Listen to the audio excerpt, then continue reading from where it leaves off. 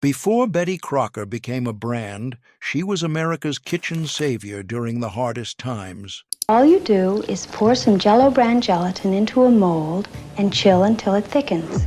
Her forgotten recipes turned water into custard pie, crackers into apple filling, and mayonnaise into moist chocolate cake. You know how to roll a jelly roll? It's easy if you know how. And it's just as good as it looks. These 30 ancient gems fed families through depression and war. Let's rediscover the magic our grandmothers knew by heart. Frosted sandwich loaf. Ever wonder how your grandmother turned lunch meat into something that looked like birthday cake? Picture this scene. It's 1955, and Betty's slicing what appears to be a 3-layer dessert. But surprise, it's tuna salad, egg salad, and olive spread stacked between soft white bread and frosted with cream cheese. You'd start with a whole unsliced loaf, hollowing out 3 rectangular sections and filling each with a different savory mixture. Tuna with mayo and celery, hard-boiled eggs mashed with mustard, and chopped olives blended with cream cheese. The magic happened when you wrapped the reassembled loaf in damp cheesecloth and chilled it overnight, letting flavors meld and bread compress. Next morning, you'd coat the entire thing in softened cream cheese, creating smooth white icing that fooled every eye at the bridge party. This wasn't just showing off. It was stretching expensive protein into an impressive centerpiece that fed 12 people from 3 cans of tuna. Land sakes, the church ladies would say. How'd you make lunch look like dessert? Wait until you see what Betty did with plain old water. Water pie. How do you make custard pie when you can't afford eggs or cream? Betty's water pie sounds impossible until you taste that first silky spoonful. In Depression kitchens across America, mothers would combine just 4 ingredients: water, sugar, flour, and a touch of vanilla, stirring them together in an enamel saucepan over medium heat until the mixture thickened like magic. The secret was in the stirring rhythm, slow, steady circles that prevented lumps while the flour cooked out its raw taste and the sugar caramelized just enough to add depth. You'd pour this warm custard into a waiting pie shell, watching it settle with barely a ripple on top. After 40 minutes in a moderate oven, the surface would set to a golden skin, while underneath remained tender as silk. This humble creation fed families when pantry shelves held nothing but basics, proving that sometimes less really was more. Make something from nothing, farm wives would tell their daughters, passing down the gentle technique. But Betty had even stranger tricks up her sleeve. Tomato soup cake. What happens when you pour a can of Campbell's tomato soup into cake batter? Magic that smells like Christmas morning, that's what. During wartime rationing, Betty discovered that condensed tomato soup could replace both eggs and butter in spice cake, creating a moist, tender crumb that stayed fresh for days. You'd cream together shortening and sugar, then add that bright red soup straight from the can, watching the batter turn sunset orange as you folded in flour, baking soda, and warm spices, cinnamon, nutmeg, and cloves. The tomato's natural acidity activated the baking soda, creating lift without precious eggs, while the soup's richness replaced rationed butter. As it baked, your kitchen filled with the scent of spice cookies and Sunday dinner all at once. The finished cake emerged deep amber with a fine, even texture that sliced beautifully and paired perfectly with cream cheese frosting. Tastes like autumn in a slice, neighbors would marvel, never guessing the secret ingredient. This clever substitution kept birthday celebrations alive when ingredients were scarce. Speaking of clever substitutions, wait until you hear about pie without apples. Mock apple pie. Ritz. Can you really fool someone into thinking crackers are tender apple slices? Betty proved it was possible with this Depression-era marvel that turned Ritz crackers into convincing apple pie filling. The trick lay in the syrup preparation. You'd boil water with sugar, lemon juice, and cream of tartar until it reached the perfect consistency, creating a sweet tart base that would soften the crackers just enough. Whole Ritz crackers went into an unbaked pie shell, arranged in overlapping layers like apple slices, then covered with that hot syrup and dotted with butter and cinnamon. The genius was in the timing. As the pie baked, steam from the syrup softened the crackers while the edges stayed slightly firm, mimicking the texture of cooked apples perfectly. The lemon provided authentic tartness, while cinnamon supplied that familiar apple pie warmth. 40 minutes later, you'd have a golden pie that fooled even the most discerning palates at church socials. "I swear those are Gravensteins," people would insist, taking second helpings of pure ingenuity. Vinegar pie. Think lemon meringue pie is fancy? Betty's vinegar pie delivered the same bright, tangy flavor when lemons cost more than most families could afford. Apple cider vinegar became the star of this turn-of-the-century creation that survived in farm kitchens well into the 1950s. You'd whisk together eggs, sugar, and a careful measure of good vinegar, usually 2 tablespoons for perfect tartness, then add butter, flour, and just enough water to create a smooth filling. The key was tempering the eggs slowly, adding the hot vinegar mixture drop by drop to prevent curdling, creating a custard base as smooth as silk. Into a waiting pie shell it went, baking until the top set with a slight golden sheen, and the filling trembled just barely when you jiggled the pan. The result tasted remarkably like lemon curd, bright, tangy, and refreshing, with a complexity that plain lemon couldn't match. Mayonnaise chocolate cake. What if I told you the moistest chocolate cake you ever tasted contained a full cup of mayonnaise? Betty discovered this secret during butter shortages, when resourceful bakers realized that mayo, essentially eggs and oil emulsified, could replace both butter and eggs in cake recipes. You'd cream the mayonnaise with sugar until light, then add cocoa powder and flour alternately with coffee or water, creating a batter so rich and dark it looked like liquid velvet. The mayonnaise's tangy edge balanced the chocolate's sweetness, while its oil content kept every crumb moist for days. No one could detect even a hint of salad dressing flavor, just pure chocolate bliss with a tender texture that made bakery cakes seem dry by comparison. The finished layers rose tall and even, perfect for stacking with your favorite frosting or enjoying plain with a glass of cold milk. "Secrets in the jar," Betty would whisper, watching amazed faces bite into impossible richness. This wasn't desperation baking. It was discovering that sometimes the best solutions hide in plain sight. Wacky cake. Mix in the pan. Imagine making perfect chocolate cake without dirtying a single mixing bowl.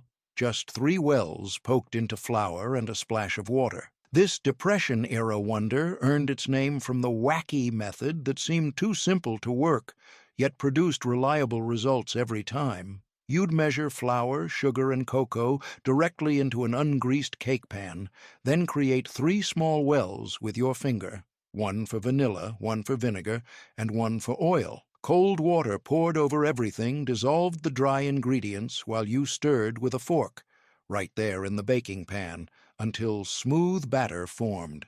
The vinegar reacted with baking soda to create lift, while oil kept the crumb tender and moist. Coffee jelly. Who decided to turn morning coffee into an elegant dessert? Betty brought this sophisticated treat from fancy restaurants into home kitchens, where strong coffee set with unflavored gelatin became the perfect ending to Sunday supper. You'd brew coffee extra strong, darker than you'd normally drink, then dissolve gelatin in a small amount of cold coffee before whisking it into the hot brew with just enough sugar to balance the bitterness. The mixture poured into individual molds or a large dish, chilling until firm enough to hold its shape when unmolded. Served in cut glass dishes with dollops of real whipped cream, this grown-up dessert impressed dinner guests with its clean coffee flavor and jewel-like clarity. The slight wobble as you spooned it up released fresh coffee aroma, while the smooth texture melted on your tongue like concentrated morning comfort. Prune Whip. How do you make prunes sound appealing to children? Betty whipped them into clouds of sweet foam that disappeared from dessert bowls faster than ice cream. Stewed prunes, pitted and pureed until smooth, became the base for this surprisingly elegant mousse that graced church supper tables throughout the 1940s. You'd fold the prune puree into stiffly beaten egg whites, along with a touch of sugar and lemon juice, creating a light, airy mixture that bore no resemblance to its humble beginnings. Snow pudding. Picture dessert that looks like fresh snowfall in a crystal bowl. That's the magic of Betty's snow pudding, a summertime cooler that brought winter wonder to hot July evenings. Lemon gelatin became the foundation, but instead of setting it solid, you'd whip the partially thickened mixture until it tripled in volume, creating airy peaks and valleys like drifted snow. The secret timing meant catching the gelatin at exactly the right moment, firm enough to hold air, but still liquid enough to whip, usually after about an hour of chilling. Electric mixers made quick work of the transformation, turning clear yellow gelatin into opaque white foam that sparkled in the light. Spooned into your prettiest serving bowls and chilled until firm. This ethereal treat melted on the tongue with bright lemon flavor and no heavy richness to weigh you down. Cool as morning dew, ladies would sigh, grateful for something refreshing when temperatures soared and ovens stayed cold. Lime pineapple cottage cheese salad ring. What happens when dessert meets salad in a wobbly green ring? Betty's lime pineapple cottage cheese creation graced every potluck table from 1950 to 1970, proving that gelatin could hold anything together with style. Picture Aunt Dorothy's kitchen on a Saturday morning, carefully arranging crushed pineapple and cottage cheese lumps in her favorite ring mold, while lime jello dissolved in boiling water nearby. You'd start by draining that canned pineapple completely. Every drop mattered for proper setting, then folding the golden chunks into room-temperature cottage cheese along with chopped celery for crunch. The lime gelatin needed to cool just enough to stay liquid but not set, creating the perfect base for suspending the creamy mixture without everything sinking to the bottom. Into the ring mold it went, chilling overnight until firm enough to unmold onto lettuce leaves with a confident flip. The result looked like something from a fancy hotel buffet. Translucent green gelatin studded with white cottage cheese and golden pineapple, slicing into neat wedges that satisfied both sweet and savory cravings. My grandmother always said, "Feed a crowd without breaking the bank." And this ring did exactly that, stretching expensive protein into 12 generous servings. Sunshine cake. Ever wondered what happens when you give angel food cake a golden makeover? Betty's sunshine cake took that ethereal white classic and transformed it into something even more special, using nothing but egg yolks and careful technique. In the 1930s, when whole eggs were precious, this recipe rescued those leftover yolks from angel food baking, turning potential waste into liquid gold. You'd whip those bright yellow yolks with sugar until they turned pale and thick as ribbon, then fold in cake flour with the gentle touch of someone handling butterfly wings. The secret lay in the folding technique, broad, sweeping motions that incorporated air without deflating the delicate structure that yolks naturally created. Unlike its white cousin, sunshine cake relied on yolk proteins for lift, creating a tender, fine-grained texture with rich flavor that needed no frosting to shine. Baked in an ungreased tube pan, it rose tall and golden, filling the kitchen with buttery sweetness that promised special occasions ahead. Icebox, Éclair, Torte. How do you create French pastry elegance without touching a pastry bag? Betty's Icebox Éclair, Torte, layered graham crackers with homemade custard and chocolate glaze, transforming simple ingredients into bakery-worthy sophistication that chilled overnight into perfection. Picture your grandmother's best china platter holding what appeared to be a sliced Éclair cake, each layer distinct yet harmonious, ready to impress the lady's auxiliary. You'd start with the custard base, cooking milk, sugar, eggs, and cornstarch on the stovetop until thick enough to coat a spoon, stirring constantly to prevent lumps, while vanilla perfumed the mixture. Graham crackers became your pastry, arranged in neat rows across a rectangular pan, their honey-sweet flavor complementing the rich custard you'd spread between each layer. The magic happened during overnight chilling. Next morning, you'd top everything with glossy chocolate glaze made from cocoa, butter, and powdered sugar, spreading it smooth as silk across the surface. Each slice revealed perfect stripes of cream and chocolate with tender cake layers that fooled every eye and satisfied every sweet tooth at bridge club gatherings. "Fancy as a French bakery," neighbors would whisper, never suspecting the humble graham crackers hiding beneath that elegant exterior. This no-bake wonder proved that patience could transform ordinary ingredients into extraordinary treats. Speaking of transforming the ordinary, Betty's next trick involved breakfast cereal, Grape-Nuts custard pudding. What transforms humble breakfast cereal into an elegant baked custard with caramelized edges?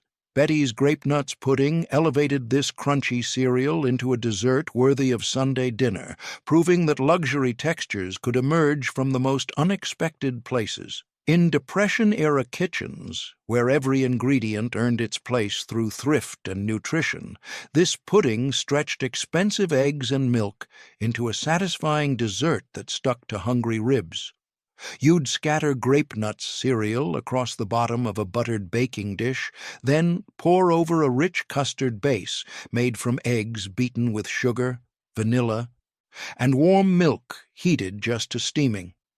The cereal absorbed moisture slowly during baking, some pieces staying pleasantly chewy while others dissolved into the custard, creating textural interest that kept every spoonful surprising.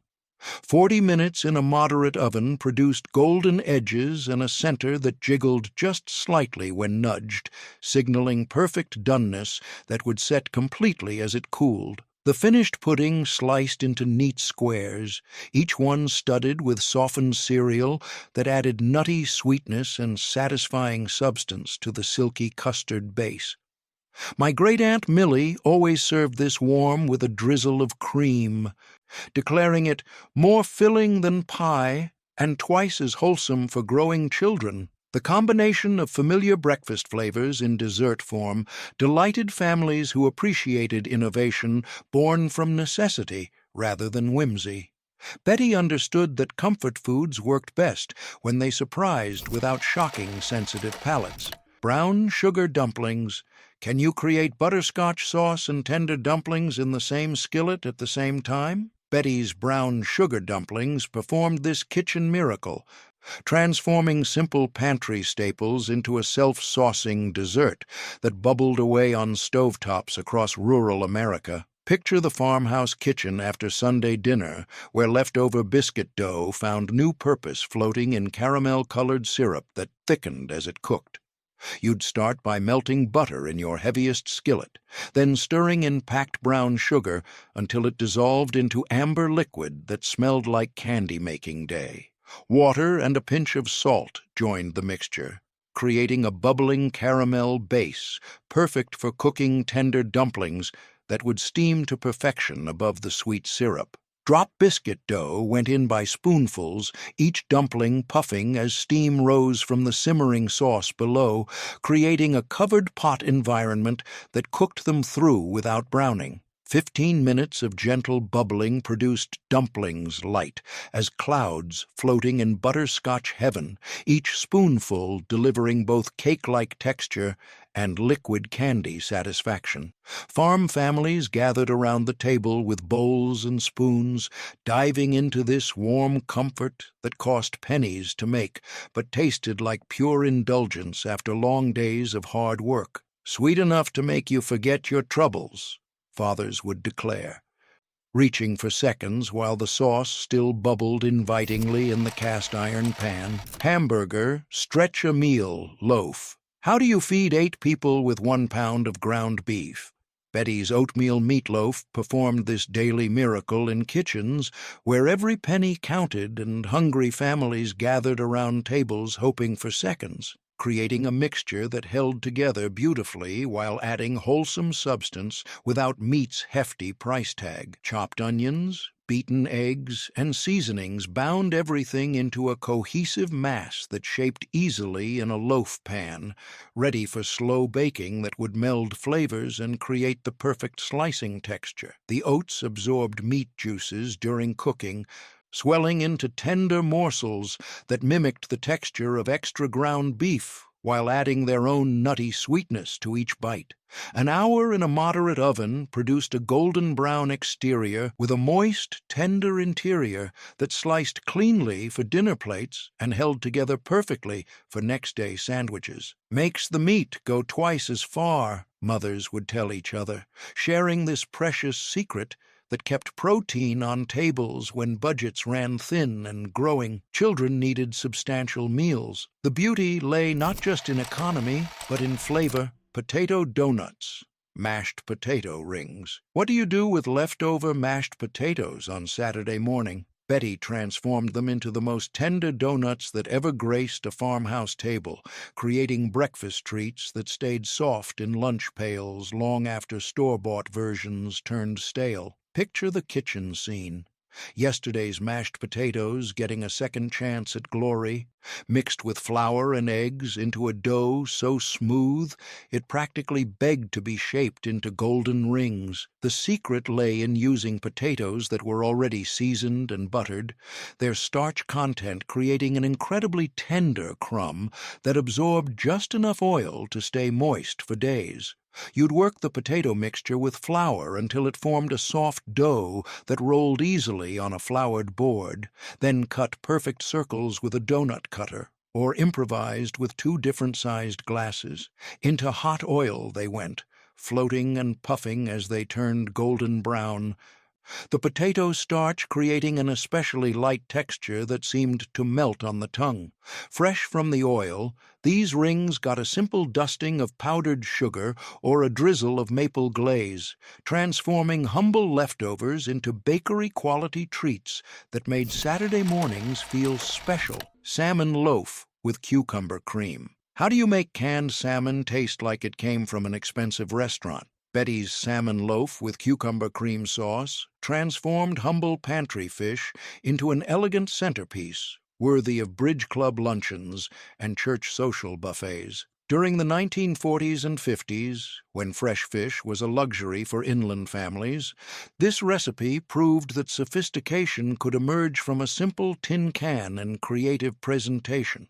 You'd flake the salmon carefully, removing any errant bones while preserving those gorgeous pink chunks that would stud the finished loaf like jewels in a crown. Breadcrumbs soaked in milk provided tender binding, while beaten eggs and a touch of lemon juice enhanced the fish's natural flavor without overwhelming its delicate taste. The mixture pressed into a greased loaf pan, then baked until golden and firm enough to slice cleanly into restaurant-quality portions that impressed every guest. Meanwhile, the cucumber cream sauce came together from sour cream, finely diced cucumbers, fresh dill, and a whisper of vinegar, creating a cool, tangy accompaniment that made each bite taste like springtime by the seaside. Ham loaf with pineapple-mustard glaze. What happens to holiday ham after the family feast ends? Betty's ham loaf gave leftover Christmas and Easter ham a glamorous second act, grinding tough end pieces into tender loaves that looked and tasted like something from the finest hotel dining room. Picture post-holiday kitchens where thrifty cooks refused to waste expensive ham, transforming bits and pieces into elegant main courses that stretched celebration meals into the following week. You'd grind the leftover ham through the food grinder, or ask the butcher to do it, mixing the ground meat with fresh breadcrumbs, beaten eggs, and just enough milk to bind everything into a cohesive mixture that held its shape during baking. The real magic happened with the glaze. Pineapple juice combined with brown mustard, brown sugar, and vinegar creating a sweet-tangy coating that caramelized beautifully during the final minutes of baking. Shaped into individual loaves or one large family-sized portion, the ham mixture baked slowly until firm and golden, then got brushed with that glossy glaze that made mouths water from across the room. Each slice revealed tender, flavorful meat with hints of sweetness from the pineapple and pleasant heat from the mustard. Chicken a la king in patty shells. How do you serve hotel-style elegance from your own kitchen using frozen puff pastry and leftover chicken? Betty's Chicken a la King transformed simple ingredients into restaurant-worthy presentation that made ordinary Wednesday dinners feel like special occasions. And just when you thought we'd seen it all, this dish proved that sophistication was just a cream sauce away from any home cook's reach. Picture the scene. Golden pastry shells from the freezer case, baked until crispy and hollow, ready to cradle the most luxurious chicken mixture that ever graced a dinner plate. You'd start with a classic white sauce, cooking butter and flour together until smooth, then gradually whisking in chicken broth and cream until the mixture thickened to coat the spoon perfection. Diced cooked chicken went in next, along with colorful bell peppers, mushrooms, and peas, creating a medley that looked as beautiful as it tasted. The key to authentic flavor lay in the seasoning, a touch of sherry, fresh parsley, and just enough salt and white pepper to enhance without overwhelming the delicate chicken and cream base.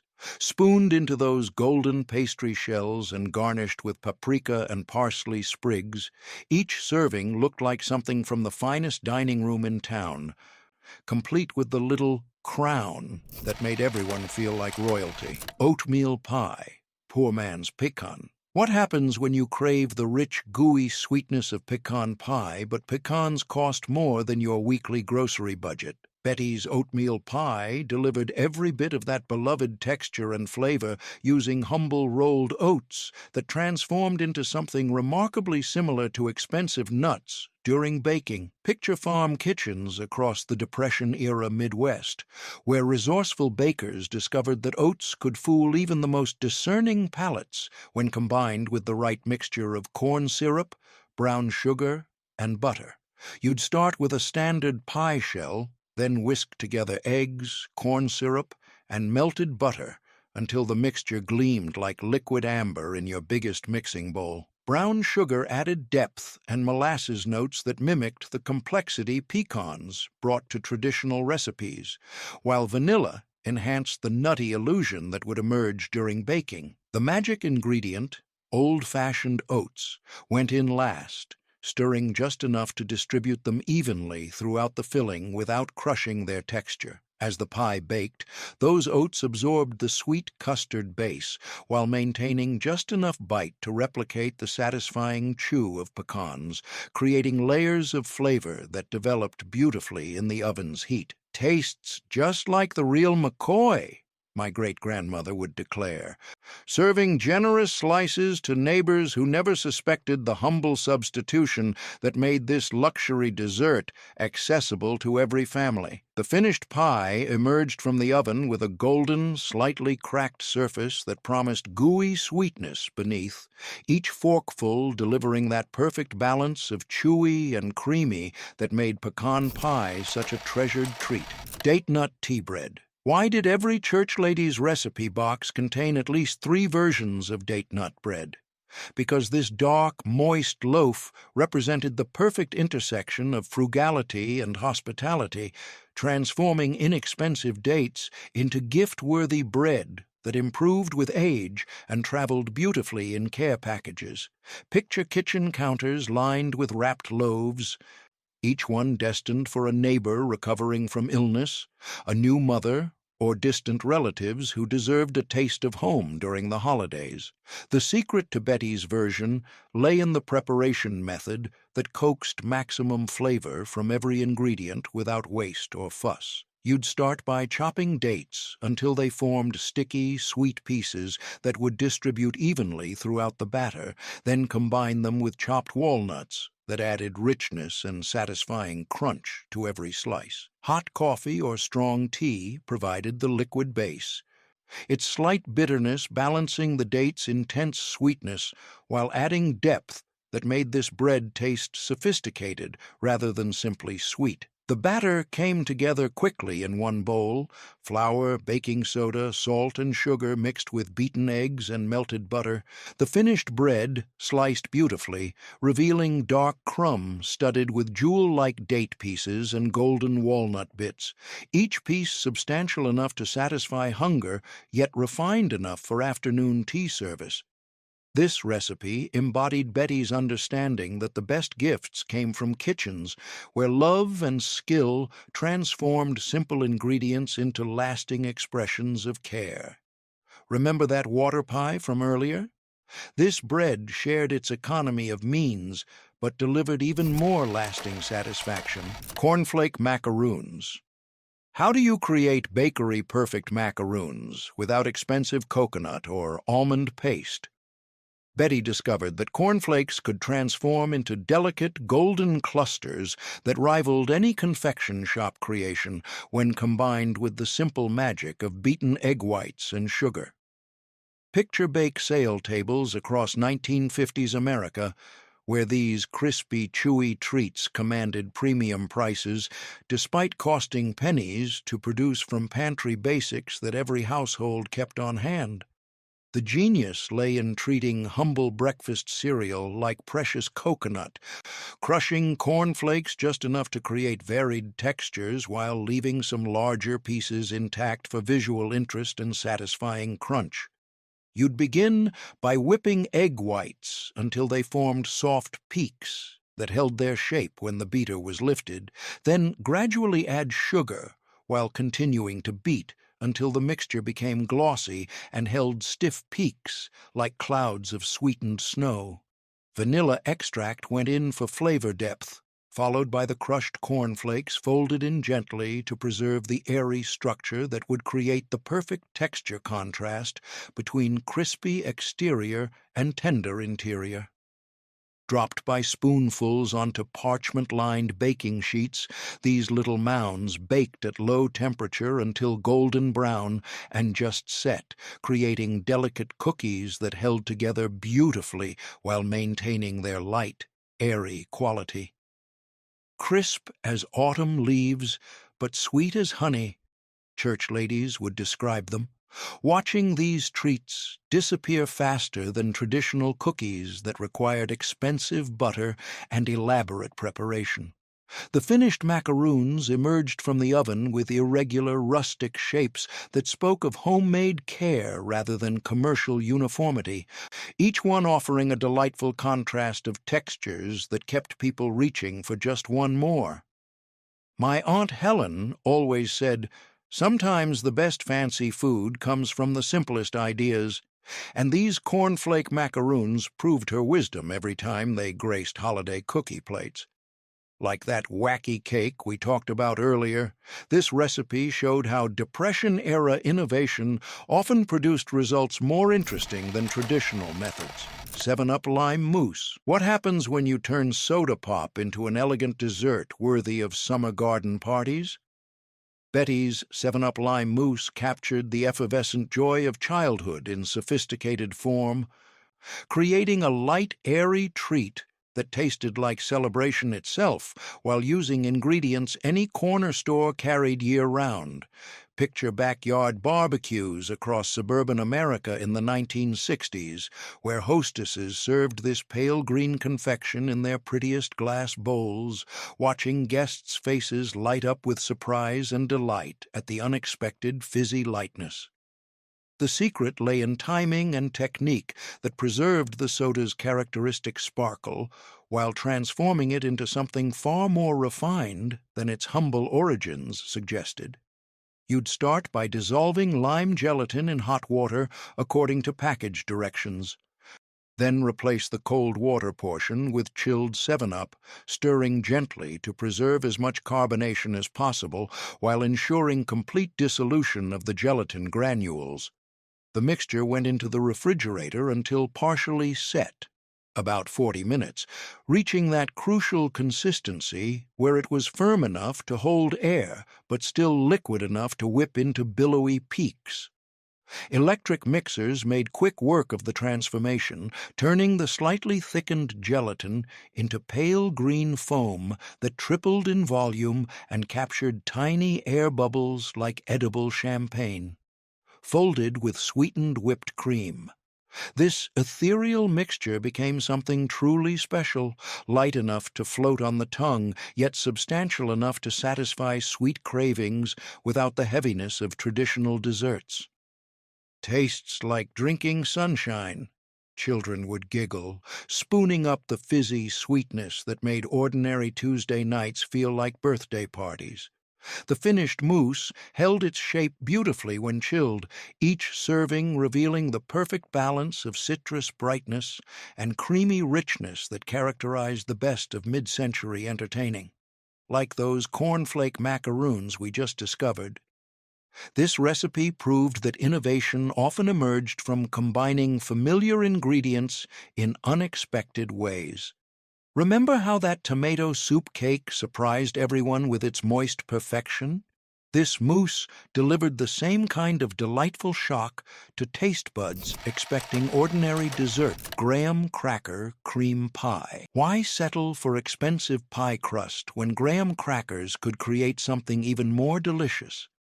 Betty's graham cracker cream pie combined the nostalgic sweetness of childhood's favorite snack with silky vanilla custard that rivaled any diner's signature dessert, proving that the best comfort foods often emerged from the most accessible ingredients. Picture church social dessert tables where this golden-crusted beauty held court among fancier offerings, its humble origins forgotten the moment forks broke through that crispy sweet crust into clouds of vanilla perfection beneath.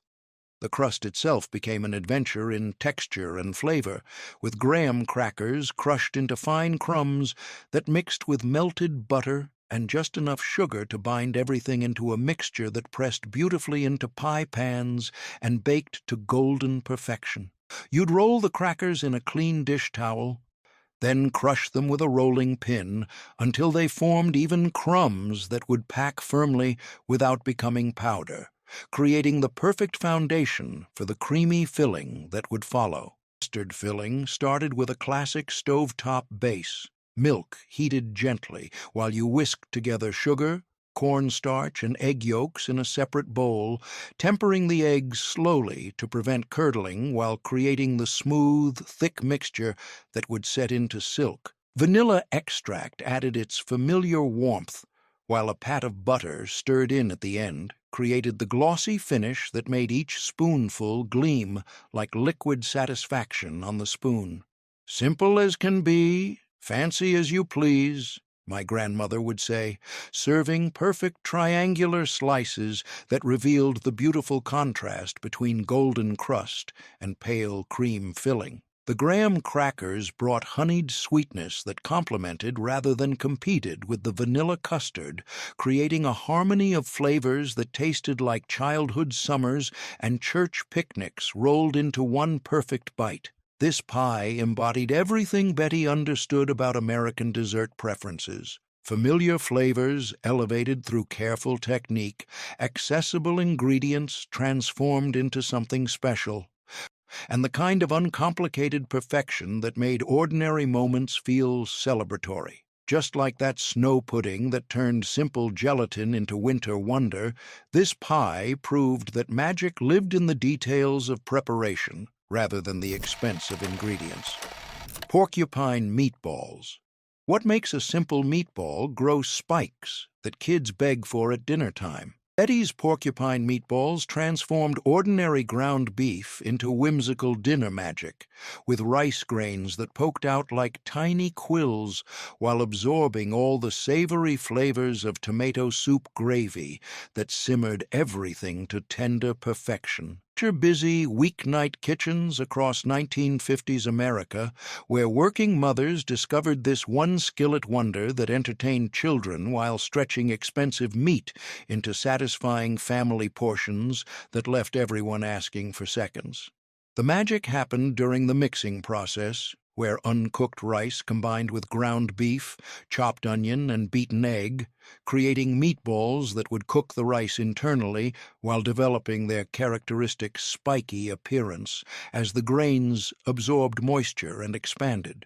You'd roll the mixture into walnut-sized balls with gentle hands, keeping the texture light rather than compacting the meat too tightly, then nestle them into a skillet where diluted tomato soup would become the cooking medium that transformed everything into comfort food gold.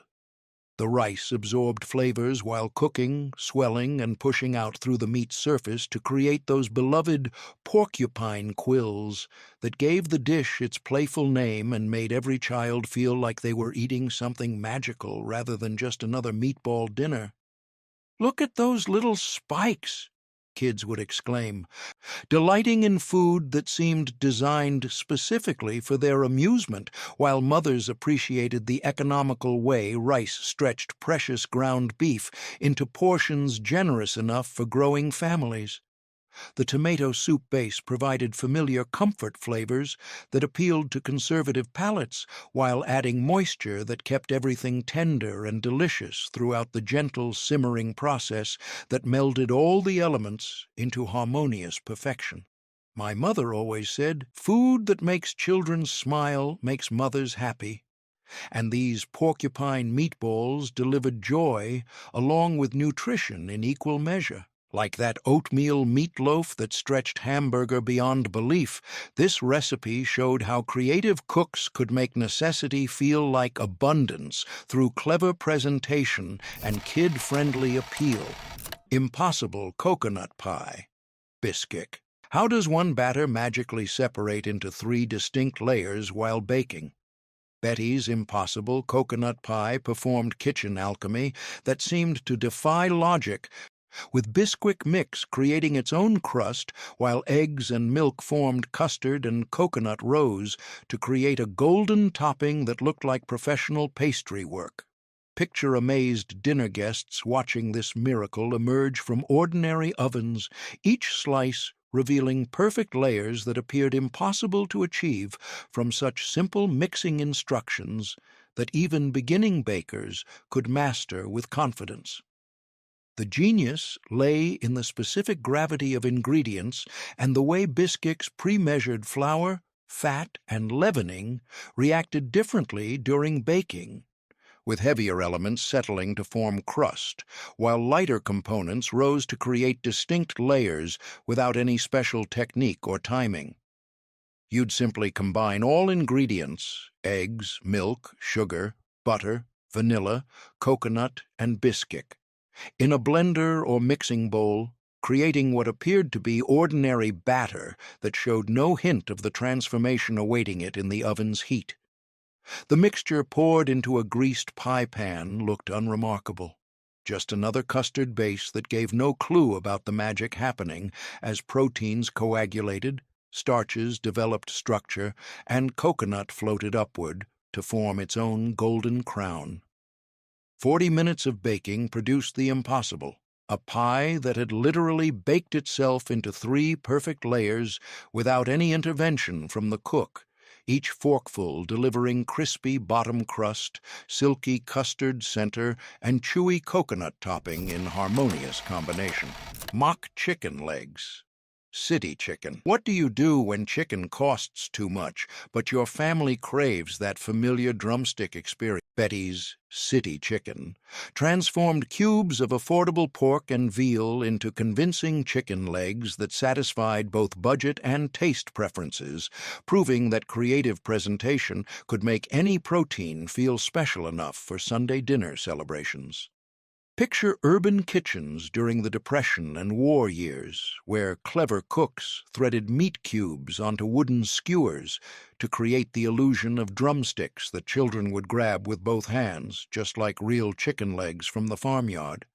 The secret lay in selecting the right cuts, tender pork shoulder and veal that would cook evenly when cubed, then arranging them on skewers to create the familiar drumstick shape that made this humble meal feel like a special treat rather than a budget compromise.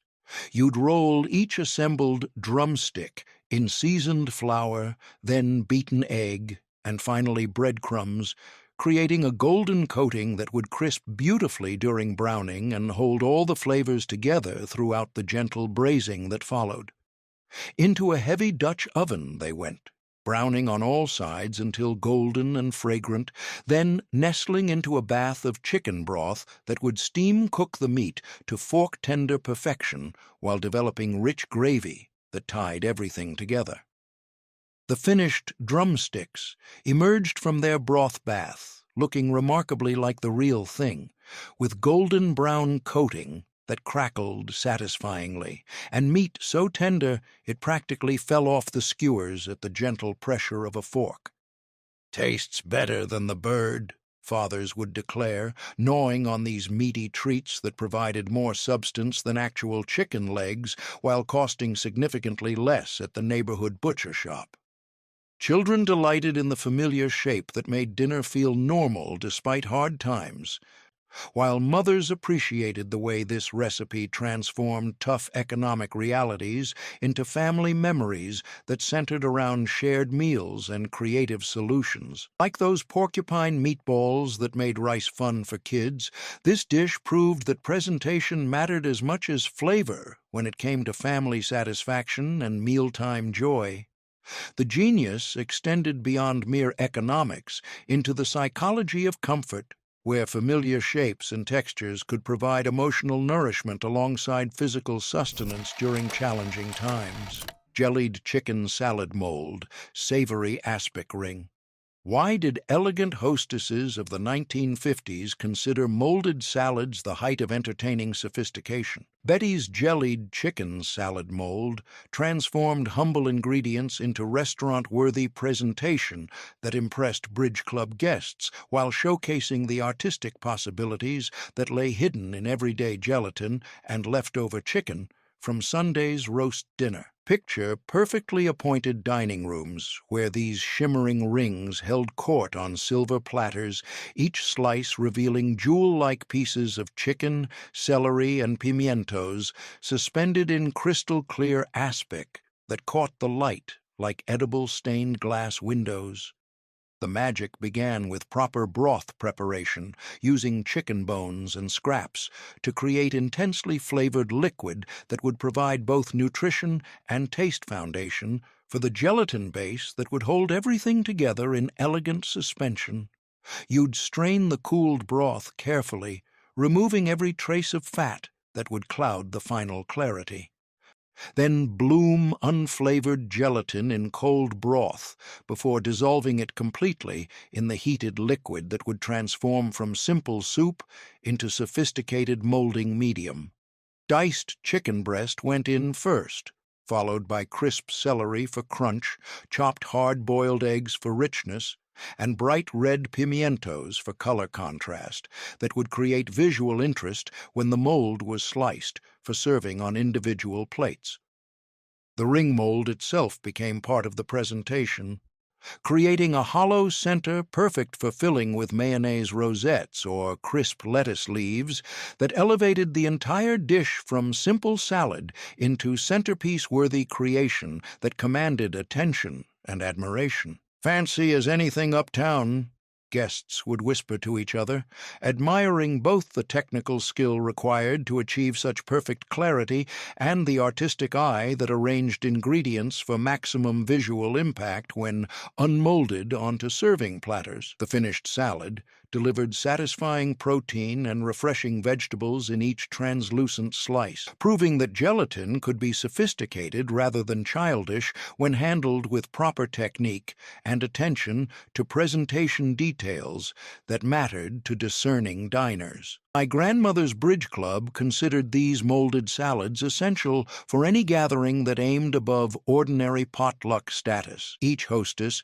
trying to outdo previous efforts with increasingly elaborate combinations that pushed the boundaries of what gelatin could accomplish. Like that impossible coconut pie that defied logic through careful chemistry, this molded salad showed how understanding ingredient behavior could create results that seemed far more complex than their simple component parts suggested. The science behind perfect aspic required understanding gelatin's temperamental nature and the precise timing that would create professional results every time. Experienced hostesses learned to chill their ring molds in advance, understanding that cold surfaces helped the gelatin set more evenly while preventing the first layer from sliding around during assembly. The layering process became an art form, with savvy cooks arranging ingredients in specific patterns that would create visual interest when sliced. Vegetables posed their own challenges. Celery had to be blanched briefly to remove excess water, while pimientos required thorough draining and gentle pressing between paper towels to eliminate the oils that could interfere with proper setting.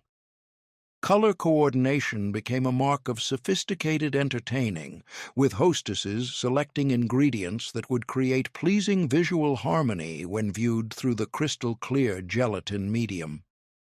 Some adventurous cooks experimented with herbs, adding fresh dill or parsley for subtle flavor enhancement and visual appeal that made their aspic rings stand out from ordinary versions. The unmolding process required courage and technique that separated novice entertainers from experienced hostesses who could confidently turn out perfect rings without cracking or collapse. The secret involved running a thin knife around the edges to break the seal, then dipping the mold briefly in warm water to loosen the gelatin just enough for easy release without melting the carefully constructed layers. Serving became a performance art, with hostesses using sharp knives dipped in warm water between each cut to create clean slices that showcased the internal architecture of suspended ingredients. Garnishing offered the final opportunity for creativity. Watercress bouquets, radish roses, or cucumber twists that transformed each plate into a restaurant-quality presentation that made guests feel truly special. The leftovers, when there were any, often tasted even better the next day as flavors melded and the gelatin achieved perfect firmness that sliced beautifully for elegant luncheon servings that extended the sophisticated dining experience beyond the original entertaining occasion. Panouche, brown sugar fudge. What happens when you make fudge without a single square of chocolate? Betty's Panouche delivered all the rich, creamy satisfaction of traditional fudge using nothing but brown sugar, cream, and butter, creating golden squares of candy perfection that tasted like caramelized dreams and melted on tongues like sweet memories of simpler times. Picture New England kitchens where this indigenous candy originated, then spread across America as Betty's recipes carried the tradition into households where expensive chocolate remained a luxury, but brown sugar lived in every pantry alongside the heavy cream that transformed humble sweetener into confection magic. The secret lay in understanding sugar chemistry and the precise temperatures that would create perfect texture. Neither grainy nor sticky, but smooth and firm enough to cut into neat squares that held their shape while remaining tender enough to bite without effort. You'd combine brown sugar with heavy cream in your heaviest saucepan, stirring constantly over medium heat while the mixture bubbled and transformed, watching carefully as it reached the soft ball stage that would determine whether your candy achieved silky perfection or disappointing grittiness. The butter went in at exactly the right moment, followed by vanilla that bloomed in the hot mixture, then vigorous beating that would cool the candy, while developing the smooth, creamy texture that distinguished perfect panouche from amateur attempts that never quite achieved the proper consistency.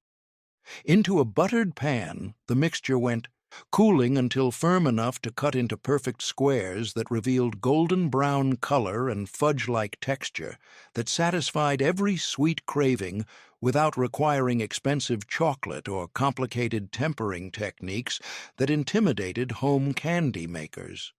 Rich as Croesus and twice as sweet, church ladies would declare, packaging these golden treasures into gift boxes that carried New England tradition into homes across the country where Betty's influence spread the joy of homemade candy making. The finished panouche kept beautifully in cool, dry places, each piece delivering concentrated brown sugar flavor that tasted like liquid comfort solidified into portable form, perfect for bake sales, holiday gifts, or simple afternoon treats that made ordinary moments feel special.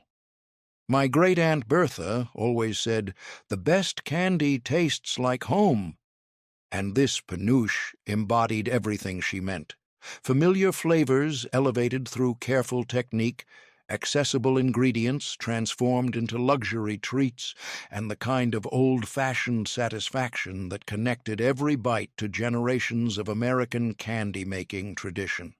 Like that vinegar pie that surprised everyone with its bright complexity, this panouche proved that the most memorable flavors often came from the most unexpected sources, where creativity and tradition combined to create something entirely new yet comfortingly familiar at the same time. The mastery of panouche required developing an intuitive understanding of sugar behavior that separated occasional candy makers from those whose confections achieved legendary status in their communities. Weather played a crucial role that experienced candy makers learned to respect. Humid days required longer cooking times and higher temperatures, while dry conditions demanded careful attention to prevent overcooking that would result in hard, brittle candy instead of the desired creamy texture. The choice of brown sugar itself became a matter of personal preference and regional availability, with light brown sugar producing delicate butterscotch-like flavors, while dark brown sugar created more robust, molasses-forward profiles that appealed to those who preferred deeper, more complex sweetness. Some traditionalists insisted on making their own brown sugar by combining white sugar with molasses, allowing them to control the exact flavor intensity while ensuring freshness that commercial varieties couldn't always guarantee. The stirring technique required constant attention and proper rhythm that prevented crystallization while ensuring even heat distribution throughout the cooking process.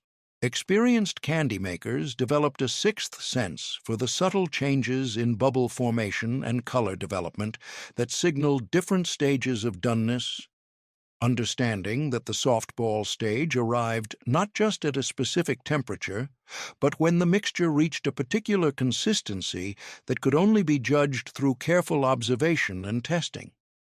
The wooden spoon became an extension of the cook's hand, moving in steady circles that incorporated air while preventing the formation of sugar crystals that would create grainy texture in the finished product. Testing doneness required dropping small amounts of hot mixture into cold water, watching for the formation of soft balls that held their shape briefly before flattening, a skill that took practice to perfect but became second nature to accomplished candy makers. The beating process after cooking proved equally critical to achieving perfect texture, requiring vigorous stirring that gradually cooled the mixture while developing the smooth, creamy consistency that distinguished professional quality panouche from amateur attempts. The mixture would gradually lose its glossy sheen and begin to hold its shape when dropped from the spoon, signaling the precise moment for transferring to the prepared pan before it became too stiff to spread evenly. Timing became everything during this final stage. Too little beating resulted in soft candy that never properly set, while excessive beating created grainy texture that couldn't be corrected. Advanced practitioners learned to recognize the subtle color change that occurred during proper beating, as the mixture transformed from dark amber to lighter golden brown while achieving the ideal consistency for cutting into perfect squares. Regional variations emerged as the recipe spread beyond New England, with Southern cooks adding pecans for crunch and richness, while Midwestern families incorporated maple flavoring that enhanced the brown sugar's natural complexity. Some creative candy makers discovered that substituting evaporated milk for heavy cream created different texture profiles, while others experimented with brown butter for enhanced nutty flavors that elevated the traditional recipe into gourmet territory. The storage and packaging of panouche became an art form among gift-giving families who learned that wax paper between layers prevented sticking while allowing the candy to breathe and maintain proper texture. Gift boxes lined with decorative papers transformed humble brown sugar candy into elegant presents that conveyed thoughtfulness and skill, carrying the warmth of homemade treats into households where they were treasured as much for their personal touch as their delicious flavor.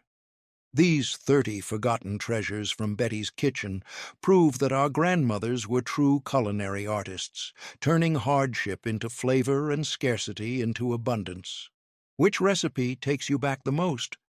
Share your memories in the comments below and pass these recipes along so these sweet traditions never fade away.